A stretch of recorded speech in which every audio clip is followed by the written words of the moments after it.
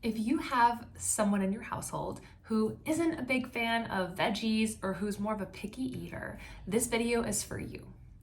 Here I'm going to share 4 foods that you can sneak into smoothies that are going to increase the nutrition without impacting the flavor and sometimes even the color. So here goes. The first is frozen cauliflower. Either frozen cauliflower florets or riced cauliflower. Adding a portion of cauliflower into your morning smoothie is going to give you an automatic gigantic vitamin C boost, as well as so much fiber and plenty of other phytonutrients and chemicals. Cauliflower is an easy one that really impacts the flavor very little and won't change the color at all. It also boosts up the kind of volume of the shake. And so for someone that's looking to decrease the natural sweetness or natural sugars from the fruit in smoothies, you can try to half the recipe, whatever you're following. If they call for a banana, half the banana and put cauliflower kind of as the other half.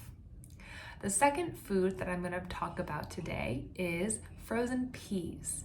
Peas give us a high amount of vitamin C, E, and zinc. If you're looking for an immunity boosting food or you're looking to ward off colds, foods that are high in zinc are a really great option.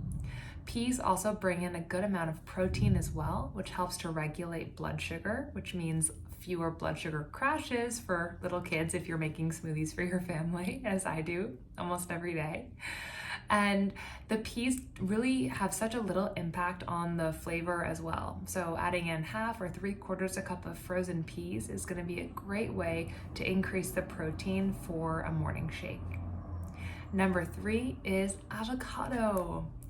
Avocado, although technically is a fruit, is extremely low in sugar, and it's very high in fiber, good fats, as well as vitamin C, E, K, B6. I mean, avocados are a superfood for a reason. Now, what I recommend to do is if you freeze the chunks of avocado, the smoothie's gonna get a super creamy, almost like silky consistency, and also makes for a great trade out for some of a banana, a frozen banana, which is kind of a classic smoothie ingredient for the flavor as well as the consistency. So when avocados go on sale in my local market, I buy a ton of them, and then I will, when they're ripe, chop them up into pieces and freeze the pieces, and then just throw a small handful into smoothies on the regular. My 2.5-year-old daughter will not touch avocado when I try to give it to her in its original form, yet she unknowingly drinks it many mornings when I put it in her bright pink smoothie. And then number 4 is frozen spinach.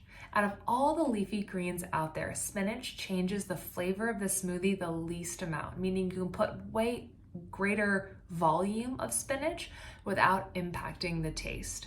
Whereas oftentimes if you're adding in kale or chard or dandelion, arugula, other leafy greens, you'll taste it pretty immediately and will need other things to kind of balance out that flavor. So frozen spinach is available everywhere, and it's a really easy one that also adds in lots of fiber as well as folate, which is essential for anyone that's thinking about getting pregnant or has a pregnancy in the works. And then spinach is also very high in the plant form non-heme iron, which is an important nutrient that we all need for energy and for having strong blood. If you're adding spinach to any smoothie with fruit or cauliflower, the vitamin C in those foods will pair with that iron in the spinach, which helps to increase the absorption of the mineral in your body. So again, these 4 foods that I'm sharing are available in just about every frozen food section.